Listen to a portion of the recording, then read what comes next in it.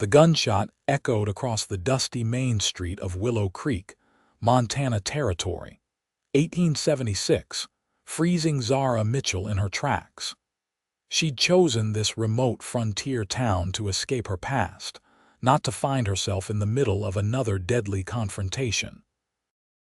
Yet there she stood, clutching her modest carpetbag, as a man collapsed in the dirt just 20 feet ahead, blood spreading across his filthy shirt. "That'll teach you to cheat at cards in my establishment," bellowed a red-faced saloon owner from his doorway, still holding the smoking pistol. Zara's throat tightened as onlookers simply returned to their business, stepping around the dead man as if he were nothing more than a puddle after rain. 6 weeks on dusty stagecoaches to reach this lawless place, and this was her welcome. First day in town. The deep voice behind her made Zara spin around, nearly losing her balance. A tall man with sun-weathered skin stood watching her, his expression calm despite the violence they'd just witnessed. He wore a worn leather vest over a faded blue shirt, and the unmistakable star-shaped badge of a lawman glinted on his chest. His eyes were a startling blue against his tanned skin, and a well-kept brown hat shadowed his features. "Is this common?" she managed, gesturing toward the dead man as 2 boys began dragging the body away. "More than it should be," the lawman replied, removing his hat briefly to reveal sandy brown hair. "Sheriff Jack Reid. Most folks call me Jack." "Zara Mitchell," she replied stiffly, still shaken. "I've come to work at the schoolhouse." Something like surprise flickered across Sheriff Reid's face. "The schoolteacher position. Town's been waiting 3 months for someone to answer that advertisement." "Well, I'm here now," Zara said, straightening her shoulders and adjusting her simple traveling bonnet, "though I'm reconsidering the wisdom of my decision." Sheriff Reid's mouth twitched into what might have been a smile. "Schoolhouse is down that way, past the general store." He nodded down the street. "Mrs. Abernathy at the boarding house has a room ready for you. Been preparing it since we got the telegram you were coming." Zara studied the man carefully. There was something steady about him that stood in stark contrast to the chaos she'd just witnessed. "Is there any law in this town, Sheriff Reid? Or is that badge merely decorative?" Instead of taking offense, he chuckled. "I'll be having words with Mr. Peterson about proper procedure when dealing with card cheats, but out here, justice sometimes moves faster than the law." He tilted his head, studying her. "Boston or Philadelphia? I beg your pardon, your accent. Eastern Seaboard for certain." "Boston," she admitted reluctantly. "Though that's behind me now." Sheriff Reid nodded, seeming to understand there was more to her story than she was willing to share. "Well, Miss Mitchell, welcome to Willow Creek. It's not always this exciting, I promise." As he tipped his hat and turned to deal with the saloon owner, Zara couldn't help but wonder what other excitement awaited her in this frontier town. She'd come west to escape the suffocating expectations of Boston society, but perhaps she jumped from one danger into another. The schoolhouse proved to be a simple one-room building with rows of rough-hewn benches and a pot-bellied stove in the corner. It was plain but clean, with a small desk at the front and a blackboard mounted on the wall. Someone had placed wildflowers in a jar on the windowsill, a welcoming touch that softened Zara's apprehension. Mrs. Abernathy, a widow in her 50s with iron-gray hair and kind eyes, showed Zara to a modest but comfortable room on the 2nd floor of the boarding house. "We're mighty pleased to have a proper teacher, Miss Mitchell. Children been running wild since old Mr. Henderson passed last winter." "How many students should I expect?" Zara asked, removing her bonnet and gloves. 26, ages 6 to 16. Mrs. Abernathy replied proudly. "Some ride in from nearby homesteads. Not all attend regular, mind you. Planting and harvest keep the older ones away." The older woman hesitated at the door. "Folks are curious about you, being from back east and all. They'll want to know why a refined lady like yourself came to Montana territory." Zara turned to the small window that overlooked the dusty Main Street. "I came for the teaching position, Mrs. Abernathy. There's nothing more to tell." That night, Zara sat at the small desk in her room, writing in her journal by lamplight. The events of the day swirled in her mind: the gunshot, the indifferent bystanders, the calm sheriff with the penetrating blue eyes. What had she gotten herself into? Boston had its problems, certainly, but at least there was a veneer of civilization. A knock at her door startled her. Mrs. Abernathy stood there with a covered plate. "Thought you might be hungry, dear. You barely touched your supper." "Thank you," Zara said, taking the plate. "I'm afraid my appetite abandoned me after this morning's incident." Mrs. Abernathy clucked her tongue.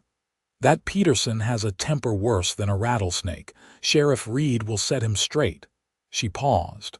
"The sheriff asked after you at dinner. Wanted to make sure you were settling in." Zara felt a flicker of something: irritation, interest. "That's very considerate of him." "Jack Reid's a good man," Mrs. Abernathy said firmly. "Came here 3 years ago when things were much worse. Town was overrun with outlaws and troublemakers. He's cleaned it up considerably." "There's still room for improvement," Zara observed dryly. Mrs. Abernathy chuckled. "That there is, Miss Mitchell. That there is." After the older woman left, Zara picked at the cold chicken and biscuits, her mind turning to the sheriff again.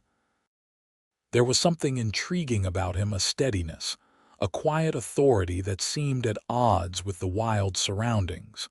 Not that it mattered. She hadn't come to Montana territory for companionship of any kind. She'd come to start over, to escape the whispers and pitying glances that had followed her in Boston after Edward's betrayal. The memory of her broken engagement still stung, though the pain had dulled somewhat over the past year. Edward Harrington, with his charming smile and empty promises, had taught her one valuable lesson. Love was a pretty fiction, a lie people told themselves to justify desire or convenience. She was better off without it. The next morning dawned clear and bright. Zara dressed carefully in her most practical teaching dress, navy blue with a modest white collar, and pinned her dark hair into a simple but neat arrangement. First impressions mattered, especially with children. She was halfway to the schoolhouse when she spotted Sheriff Reid leaning against the hitching post in front of the sheriff's office, coffee mug in hand. He straightened when he saw her, setting the mug down on the rough-hewn bench. "Morning, Miss Mitchell. Headed to meet your students?" "Indeed," she replied, pausing despite her better judgment. "School begins Monday, but I thought I should familiarize myself with the building and materials. Mind if I walk with you? Been meaning to check on that broken window at the back of the schoolhouse." Without waiting for her response, he fell into step beside her. Zara noticed several townspeople watching them with undisguised interest. Wonderful. She'd been in town less than a day, and already she was the subject of gossip. "You needn't escort me, Sheriff. I'm perfectly capable of finding my way." "Never doubted it," he replied easily. "But I do need to fix that window before you start teaching. Wouldn't want the little ones catching cold when the weather turns." Zara glanced at him sideways. "Are handyman duties typically part of a sheriff's job description?" A smile played at the corners of his mouth. "Out here, everyone pitches in. Dr. Carlson delivers babies and sets broken bones, but he also shoes horses. Mrs. Abernathy runs the boarding house and still finds time to organize the town's social events. And I enforce the law while occasionally fixing windows." "How industrious," Zara murmured, unsure if she was impressed or amused. When they reached the schoolhouse, Sheriff Reid immediately went to work on the broken window while Zara inspected the bookshelves. The selection was limited but better than she'd expected. McGuffey readers, a few arithmetic primers, a worn copy of Pilgrim's Progress, and even Shakespeare's collected works. "Find everything you need?" the sheriff asked, pausing in his work. "It will suffice," she replied, then added reluctantly, "though I wouldn't mind more history texts, especially American history. Supply wagon comes through every 6 weeks. I'll make sure to request some books for you." He hammered in another nail, securing the frame. "Mind if I ask what brings a Boston lady to teach in a place like Willow Creek? Most Eastern women who come west are either married or coming to find husbands." Zara stiffened. "I'm neither seeking nor interested in marriage, Sheriff Reid. I came because the position was available and I needed a change." "Must have been some change you needed to come all this way," he observed, his tone casual but his eyes sharp. "My reasons are my own," she said firmly, turning back to the bookshelf. To her surprise, he didn't press further. "Fair enough, we all have our stories." He finished with the window and gathered his tools. "There, that should hold through winter." As he turned to leave, Zara felt a twinge of regret at her curtness. "Thank you, Sheriff, for the window." He tipped his hat. "Jack, most folks just call me Jack." "Thank you, Jack," she said, testing the name. His smile was warm, reaching his eyes. "You're welcome, Miss Mitchell." "Zara," she found herself saying, "if we're to be on familiar terms." "Zara," he repeated, the name sounding different in his deep voice. "Welcome to Willow Creek. Hope you find what you're looking for here." After he left, Zara stood in the empty schoolhouse, wondering exactly what she was looking for. Peace, certainly. A new beginning. But as she arranged the books and prepared the blackboard for Monday's lessons, she couldn't help but remember the way Jack Reid's blue eyes had studied her, not with judgment or pity, but with genuine interest. By Sunday evening, word had spread throughout Willow Creek about the new schoolteacher from Boston. Zara endured curious glances at church services and fielded polite but probing questions during the community luncheon afterward. Sheriff Jack kept his distance, though she caught him watching her once or twice from across the room. Monday morning arrived with a mixture of anticipation and nerves. Zara stood on the schoolhouse steps as children began arriving, some walking from town, others riding in on horses or in wagons with their parents.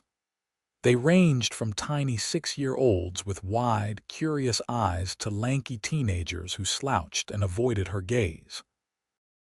"Good morning," she called as they gathered in the yard.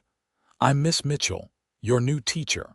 Please line up by age, youngest at the front." There was some shuffling and a few whispered comments, but the children eventually formed a ragged line. Zara counted 23 students, 3 short of Mrs. Abernathy's number, but perhaps they would come later. "Before we go inside, I want to establish one rule," she said clearly. "In this schoolhouse, we will respect one another. That means listening when others speak, treating each other with kindness, and doing our best work. Can everyone agree to that?" A chorus of yes. Miss Mitchell rippled through the line, though some of the older boys looked skeptical. "Excellent. Now, let's begin our day with the Pledge of Allegiance." As they recited the pledge, Zara noticed Jack Reid watching from across the street, leaning against a post with his arms crossed. When he caught her eye, he touched the brim of his hat in greeting. Zara gave a small nod before turning her attention back to her students. The first day passed in a blur of assessments and introductions. Zara quickly realized the wide disparity in education levels. Some of the older students could barely read, while a few of the younger ones were surprisingly advanced. By the time she dismissed them at 3 o'clock, she had a clearer picture of the challenge ahead. She was erasing the blackboard when a knock came at the open door. Jack stood there, hat in hand. "How'd the first day go?" he asked. Better than expected, she admitted. Though there's much work to be done. Some of these children have had very little formal education. They're good kids, Jack said, stepping inside.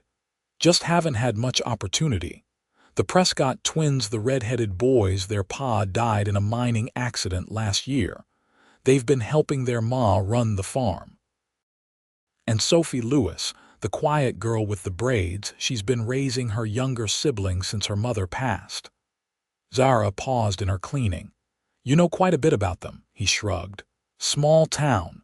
Everyone knows everyone's business, he hesitated. Actually, I came by to invite you to dinner at the hotel restaurant, sort of a welcome to Willow Creek. Zara studied him suspiciously. Is this some sort of town tradition? A smile tugged at his mouth. No, just thought you might enjoy a meal that didn't involve Mrs. Abernathy's endless questions. Despite her better judgment, Zara found herself smiling back.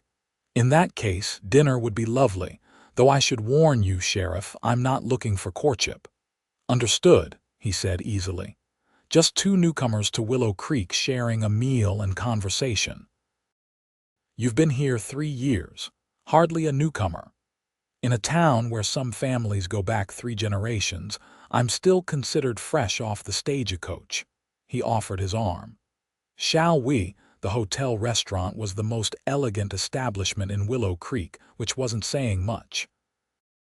Still, the tablecloths were clean, the lanterns cast a warm glow, and the steak was surprisingly good. Zara found herself relaxing as Jack told stories about the town and its inhabitants. So what really brought you to Willow Creek? She asked during a lull in the conversation. Surely a man with your abilities could have found work as a lawman in a more civilized place. Jack swirled the whiskey in his glass. I needed a fresh start, made some mistakes back in Colorado. Nothing criminal, he added quickly, seeing her expression. Just personal. A woman. Zara guessed. Something like that. He set the glass down. Your turn. What are you running from in Boston? Zara stiffened. What makes you think I'm running from anything?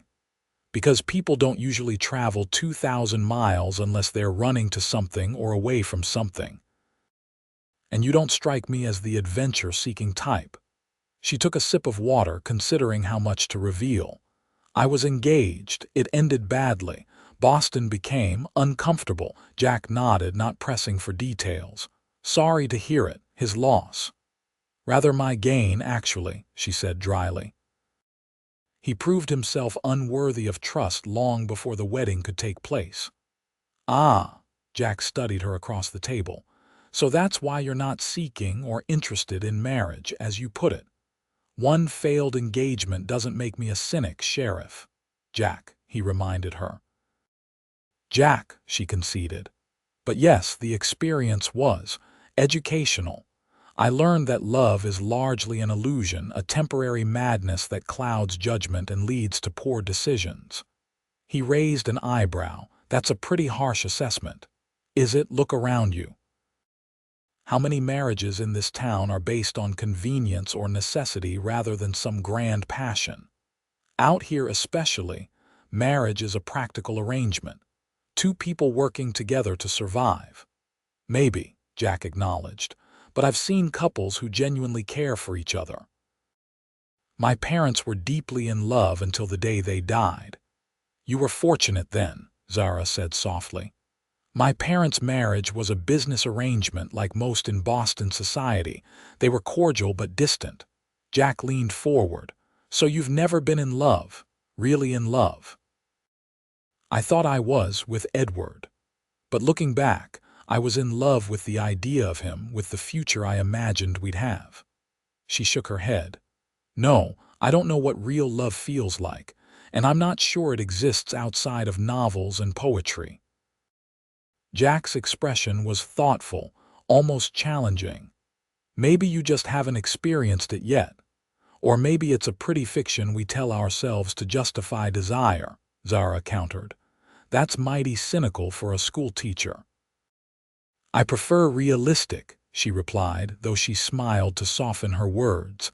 As they walked back to the boarding house under a canopy of stars, Jack was quiet, thoughtful. At the front steps, he turned to her. "I enjoyed tonight, Zara, despite your cynical views on love." "I enjoyed it too," she admitted, "though I stand by my views." He looked at her for a long moment, his expression unreadable in the dim light. "What if I could prove you wrong? About love, I doubt that's possible. Maybe, maybe not." He stepped back, tipping his hat. "But I'd like to try." "Not all at once. Slowly." Before she could respond, he turned and walked away, leaving Zara staring after him, confused and intrigued despite herself. The weeks that followed fell into a rhythm. Zara taught during the day, prepared lessons in the evening, and occasionally joined community gatherings on weekends. Jack made good on his promise to order history books for the school, and they arrived with the next supply wagon, along with a small wooden box. "What's this?" Zara asked when he delivered them to the schoolhouse after classes. "Open it and see," he said, leaning against her desk. Inside was a beautiful fountain pen with a polished wooden barrel. "Jack, this is too much." "Noticed you were using that old steel nib that keeps splattering ink on your papers," he said with a shrug. "Thought this might be more practical." The gift was thoughtful, personal without being inappropriate. Zara found herself touched by his observation and consideration. "Thank you." "It's perfect. You're welcome." He gestured to the history books. "Found all the titles you mentioned. The wagon driver thought I'd lost my mind ordering so many books." Zara laughed, running her fingers over the spines. "These will make such a difference for the children." "Thank you for remembering." "I remember everything you say, Zara." The simple statement, delivered so matter-of-factly, made her look up sharply. Jack was watching her with that steady gaze of his, not pushing, just present. "Would you like to go riding on Saturday?" he asked. "There's a spot up in the foothills where you can see clear across the valley. Thought you might enjoy the view." Zara hesitated. This was beginning to feel like courtship despite her warnings, yet she found herself nodding. "That sounds lovely, though I should warn you I'm not much of a rider." "I've got a gentle mare that would suit you fine," he assured her. "I'll pick you up at 9. After he left, Zara sat at her desk, turning the beautiful pen in her hands. Jack Reid was unlike any man she'd met before, straightforward yet patient, strong yet gentle. He didn't play games or make empty promises. When he said he'd do something, he did it, and he remembered everything she said. The thought was both unsettling and strangely warming. Saturday dawned clear and crisp, with just a hint of autumn in the air. Zara dressed in her plainest skirt and a sturdy blouse, tying her hair back with a simple ribbon. When Jack arrived with the horses, she was waiting on the boarding house porch. "Morning," he called, dismounting to help her with the mare. "This is Daisy, gentlest horse in the territory." The mare nuzzled Zara's hand affectionately. "She's beautiful," Zara said, stroking the horse's neck. "Need a hand up?" Jack asked, standing close enough that Zara could smell the clean scent of soap and leather that always seemed to surround him. "Please," she said, suddenly nervous about more than just the ride. His hands were strong and sure as he helped her into the saddle, adjusting the stirrups to fit her height. "Comfortable," Zara nodded, gripping the saddle horn perhaps a bit too tightly. "As I'll ever be." Jack mounted his own horse, a sturdy chestnut gelding, and led them out of town at an easy pace. As they rode, he pointed out landmarks and shared stories about the area. Zara gradually relaxed, enjoying the rhythm of the ride and the spectacular scenery. The spot Jack had mentioned was everything he promised: a grassy clearing atop a gentle hill, with views stretching for miles across the valley below. Willow Creek looked tiny from this height, a collection of wooden buildings nestled in the vast wilderness. "It's breathtaking," Zara said as Jack helped her dismount. "Thought you'd like it." He spread a blanket on the grass and unpacked a simple lunch from his saddlebags: bread, cheese, apples, and a jar of Mrs. Abernathy's preserves. "Found this place my first week here. Come up sometimes to think." They ate in companionable silence for a while, enjoying the view and the gentle breeze. Zara found herself studying Jack when he wasn't looking the way the sun brought out golden highlights in his brown hair, the laugh lines at the corners of his eyes, the strong, capable hands that could fix a schoolhouse window or handle a gun with equal skill. "You're staring," he said without looking at her. Zara flushed. "I was just thinking about you," she admitted, surprising herself with her honesty. "You're not what I expected when I first met you." Jack turned to face her fully. "What did you expect?" "I'm not sure. Someone rougher, perhaps, less." She gestured vaguely. "Thoughtful." A smile played at the corners of his mouth. "Sorry to disappoint." "I didn't say I was disappointed." Zara picked at the blanket, suddenly feeling vulnerable. Quite the opposite, actually. Jack was quiet for a moment. "Can I ask you something personal?" "You can ask. I might not answer." "Fair enough." He shifted to face her more directly. "You said your engagement ended badly. What happened?" Zara stiffened, then sighed. Perhaps it was time to tell someone the whole story. Edward was from one of Boston's oldest families. We met at a charity function, and he was charming, attentive, everything a young woman is taught to want in a husband. She paused, gathering her thoughts. The engagement was announced with great fanfare. Everyone said what a perfect match we were, and for a while I believed it too. What changed? I discovered he was involved with another woman, had been for years, apparently. Zara's voice remained steady, though the memory still stung. She was married to one of his business associates. Their affair was something of an open secret in certain circles, though I was too naive to see it. Jack's expression darkened. "He was publicly engaged to you while carrying on with a married woman." "Yes." When I confronted him, he was unapologetic. Said it was just how things were done in our social circle, that once we were married, I would look the other way as other wives did. Zara shook her head. "I broke the engagement immediately. The scandal was significant." "You did the right thing," Jack said firmly. "Perhaps. But in Boston society, being right doesn't shield you from consequences." Edward's family was powerful. They spread rumors that I had broken the engagement out of jealousy and instability. Former friends began avoiding me. Invitations dried up. She looked out across the valley. When the teaching position in Montana Territory was advertised, it seemed like providence. Jack was quiet for a long moment. "I'm sorry that happened to you, but I'm not sorry it brought you here." Zara looked at him, really looked at him. "Neither am I, strangely enough." He reached out slowly, giving her time to pull away, and covered her hand with his. "For what it's worth, that man was a fool." The simple touch and genuine words warmed something inside Zara that had been cold for a long time. They sat like that, hands touching, looking out over the valley until the sun began its westward descent. On the ride back to town, Zara found herself thinking about Jack's earlier words. "I'd like to try, not all at once, slowly." Was that what he was doing? Slowly showing her that love might be real after all. The thought should have frightened her. Instead, she found herself curiously open to the possibility. Over the next several weeks, Jack continued his careful, patient approach. There were no grand gestures or declarations, just small moments of thoughtfulness.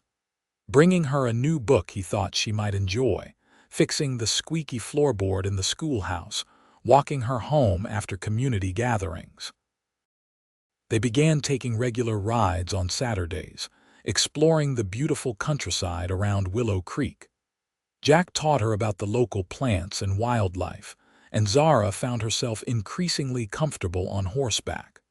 Sometimes they talked for hours, sharing stories and ideas.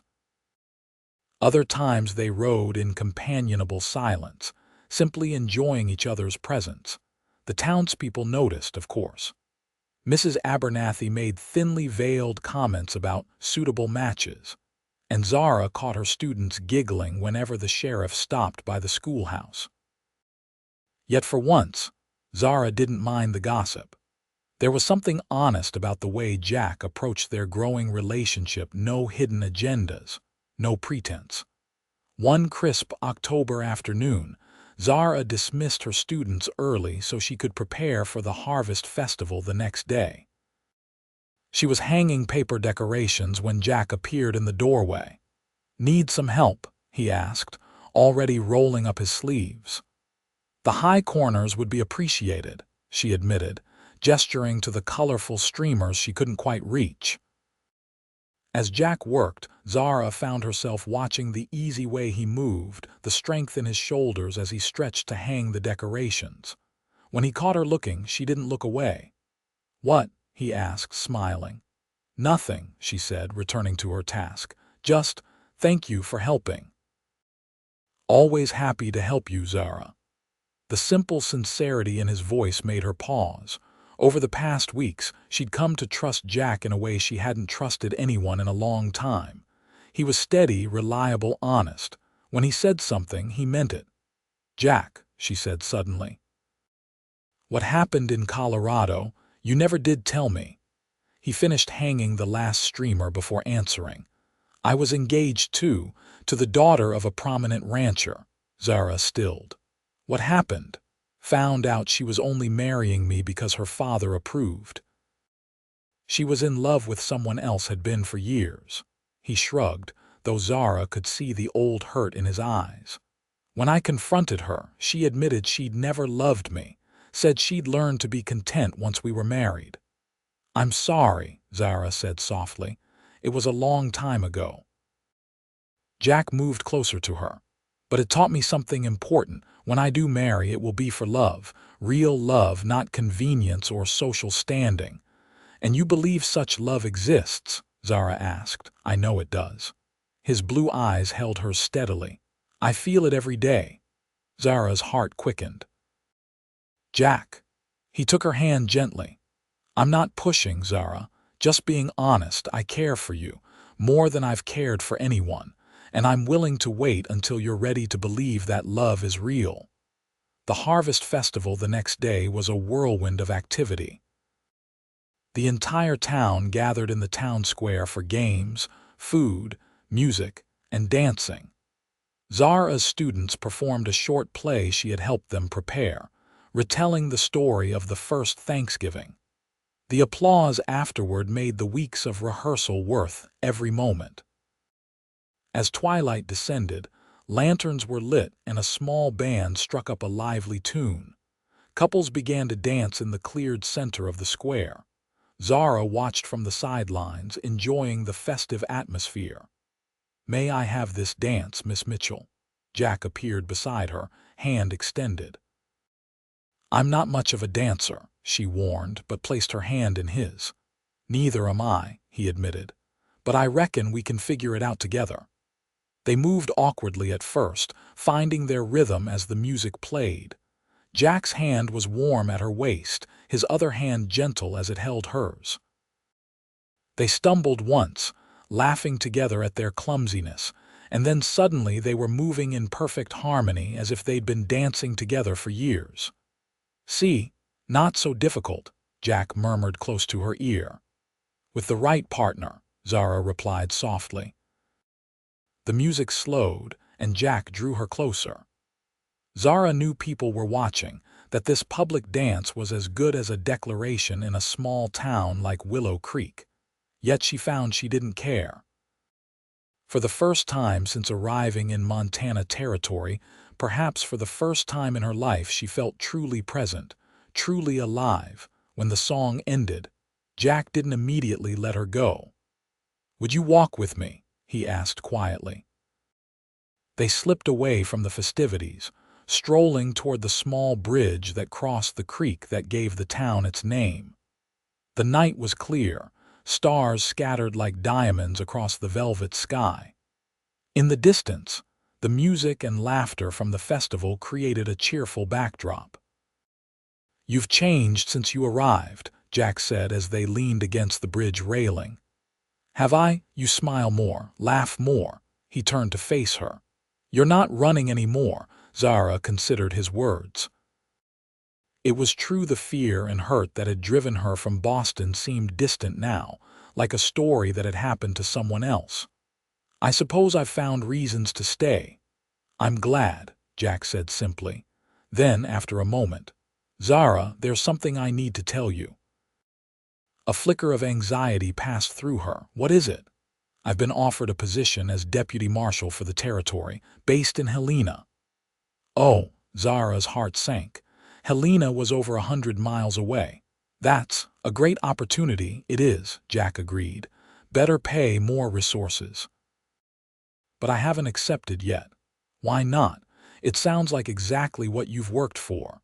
Jack looked at her steadily. "Because the most important thing in my life is right here in Willow Creek." Zara's breath caught. "Jack, I'm not asking you to make any decisions tonight," he said quickly. "Just wanted you to know where I stand. I'll take the position if it's what's best, but if there's a reason for me to stay." He left the sentence unfinished, the question hanging in the air between them. Zara looked into his eyes, seeing the sincerity there, the patience, the care. Over the past months, this man had shown her what it meant to be truly seen and valued. Not for her family connections or social standing, but for herself. "I don't know what love feels like," she whispered, echoing her words from weeks ago. Jack smiled gently, reaching up to touch her cheek. "Then let me show you." Slowly.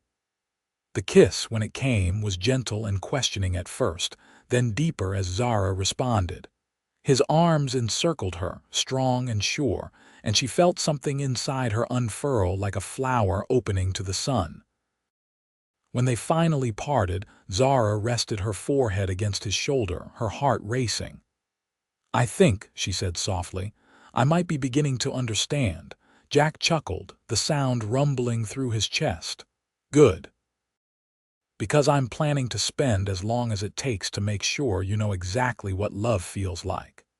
As winter settled over Willow Creek, life continued at its steady frontier pace. The schoolhouse was warm and busy, with Zara's students making remarkable progress. Jack declined the marshal position, instead accepting an appointment as the regional sheriff that allowed him to remain in Willow Creek while overseeing law enforcement in the surrounding area. Their courtship progressed naturally, without hurry or pressure. Jack was true to his word, showing Zara what love meant through consistent actions rather than grand gestures. He brought her soup when she caught a winter cold, listened attentively when she spoke of her dreams for the school, and stood firmly by her side when a few parents questioned her Eastern teaching methods. For Christmas, he gifted her a small silver locket with their initials engraved inside. "Something to remember me by when I'm riding circuit," he explained as he fastened it around her neck. "As if I could forget you," Zara replied, touching the locket that rested just above her heart.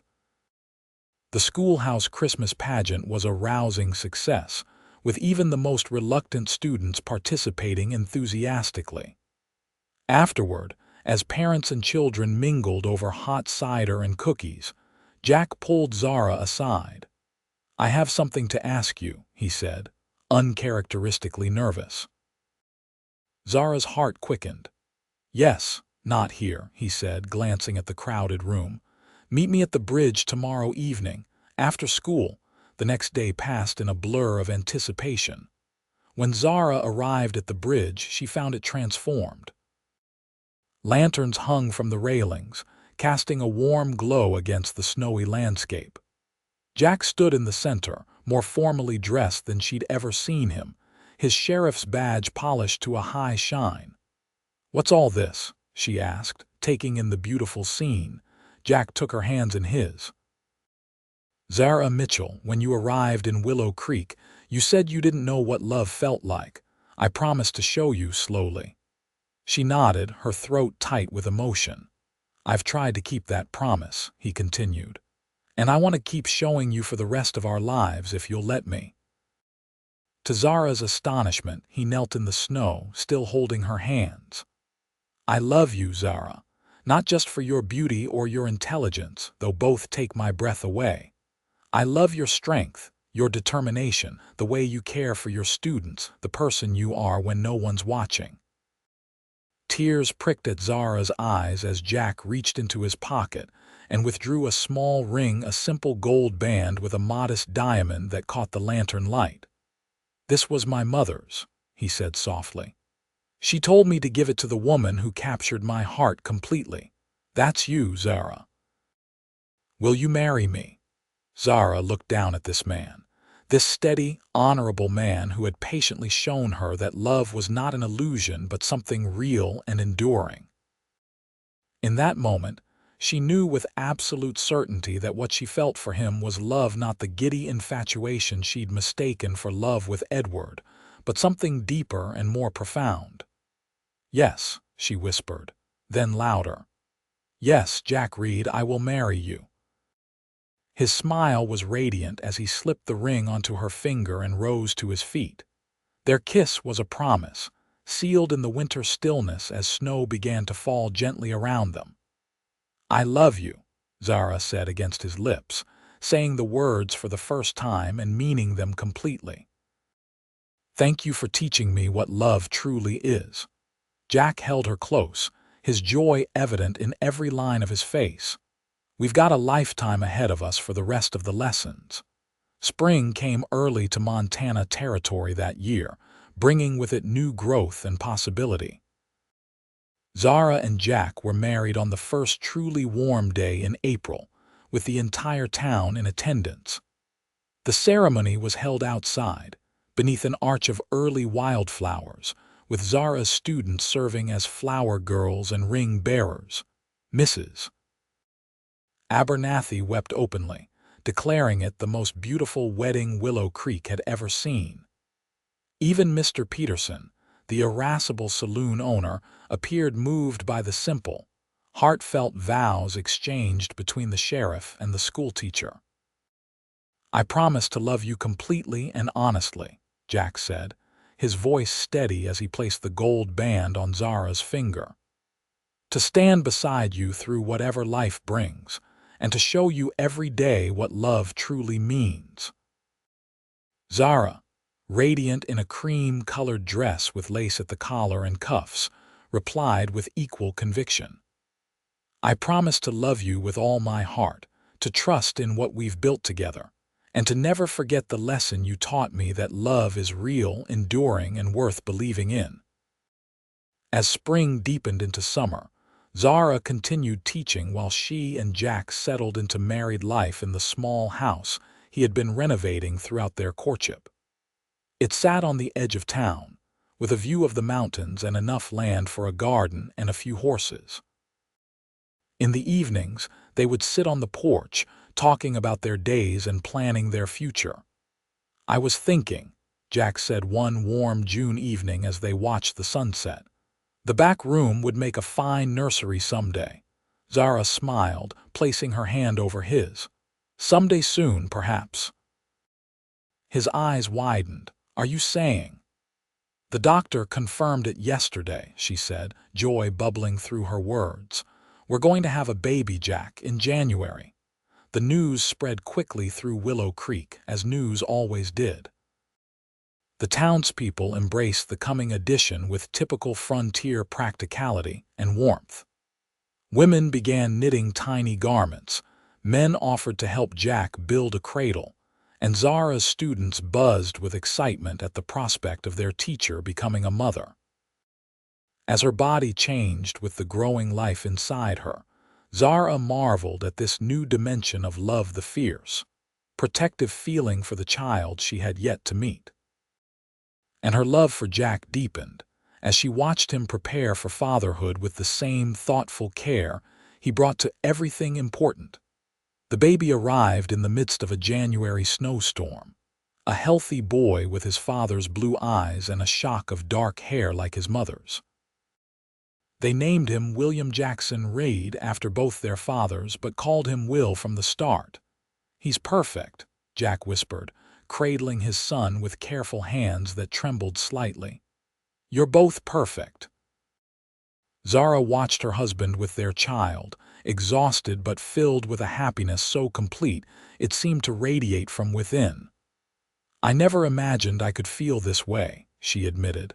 "This kind of love, it's overwhelming." Jack sat beside her on the bed, their son nestled between them. "Different from what you expected. Better," Zara said softly. "So much better than I ever dared to hope for." As Will grew from infant to toddler, Zara returned to teaching, often bringing him along to the schoolhouse where her students doted on him.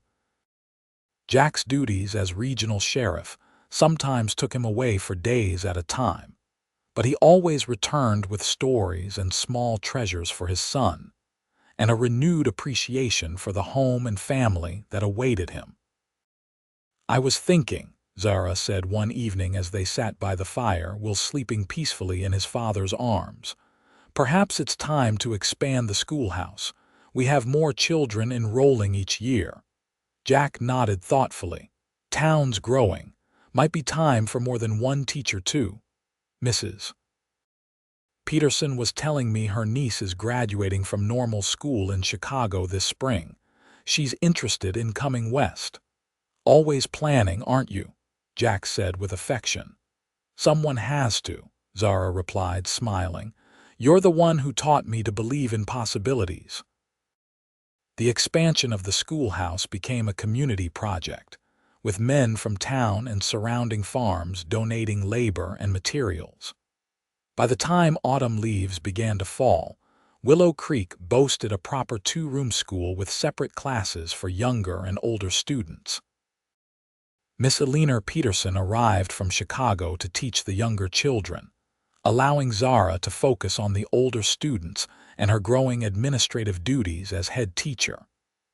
The arrangement worked beautifully, giving Zara more time with Will while still allowing her to pursue the career she loved. 3 years after Will's birth, Zara and Jack welcomed a daughter, Elizabeth Grace. Unlike her brother's dramatic arrival during a snowstorm, Elizabeth chose a calm spring morning to make her entrance into the world. Will, now an energetic 3-year-old, was fascinated by his tiny sister with her father's sandy hair and her mother's dark eyes. "A perfect family," Mrs. Abernathy declared when she came to visit, bringing a handmade quilt for the new baby. Looking around at the home she and Jack had built, at their beautiful children, at the life they'd created together, Zara had to agree. From that first day in Willow Creek, when she'd witnessed violence and questioned her decision to come west, to this moment of perfect contentment, the journey had been unexpected but infinitely rewarding. That night, with Elizabeth sleeping in her cradle and Will finally down after demanding 3 bedtime stories, Zara found Jack on the porch, looking up at the stars. "Penny for your thoughts," she said, wrapping her arms around him from behind. "Just counting my blessings," he replied, turning to embrace her properly. "And remembering a skeptical Boston schoolteacher who didn't believe in love." Zara laughed softly. "She was quite misinformed, wasn't she?" "Thoroughly," Jack agreed, brushing a kiss against her temple. "Though I can't blame her, given what she'd experienced. Thank goodness she met a patient sheriff who was willing to show her otherwise." Zara looked up at him, at the face she'd grown to love so deeply. "Slowly. Very slowly," Jack reminded her with a grin. "I recall it took months just to get you to agree to regular rides together." "I was cautious," Zara protested, "and you were worth the careful consideration." Jack's expression softened. "And you were worth the wait." They stood together in the quiet Montana night, the sounds of their sleeping children drifting through the open window behind them. Zara thought about the young woman who had stepped off the stagecoach 7 years earlier, wounded and wary, convinced that love was nothing but an illusion. How wrong she had been. Love was the steady partnership she and Jack had built, the family they'd created, the trust that had grown between them. It was in the small daily kindnesses and the profound commitment that weathered disagreements and challenges. It was real and enduring and more beautiful than she could have imagined. "I love you, Jack Reid," she said, the words coming as naturally as breathing after all these years.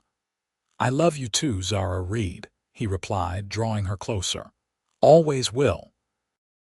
As they went inside to their sleeping children and the life they'd built together, Zara silently thanked whatever twist of fate had brought her to Willow Creek and into the path of the patient cowboy who had taught her, slowly and surely, exactly what love felt like. 10 years later, Willow Creek had grown from a rough frontier town into a thriving community. The single-street settlement had expanded to include a proper town square, a brick bank building, and even a small public library that Zara had championed tirelessly. Jack had eventually accepted the territorial marshal position, but only after ensuring they could remain in the town that had become their home. Will, now 13, was the spitting image of his father, with the same steady demeanor and sense of responsibility. 10-year-old Elizabeth had inherited her mother's quick intelligence and determination. And their youngest, 7-year-old James, combined both parents' traits with his own mischievous spirit. On their 15th wedding anniversary, Jack surprised Zara by taking her back to the bridge where he had proposed. Though the town had changed around it, the bridge remained much the same, a testament to the solid construction of earlier days. "Remember that cynical schoolteacher who didn't believe in love?" Jack asked as they stood arm in arm, watching the creek flow beneath them. Zara laughed. "She seems like someone from another lifetime." "In some ways she was," Jack agreed, "but I loved her even then, skepticism and all." "You saw something in me that I couldn't see in myself," Zara said softly. "The capacity to love completely without fear." Jack turned to face her, taking both her hands in his. "I knew from the moment I saw you standing in the street on your first day, looking horrified at our wild town, that you were someone special, someone worth waiting for." "And I'm so grateful you did wait," Zara replied, squeezing his hands. "That you showed me, patiently and steadily, what love truly means."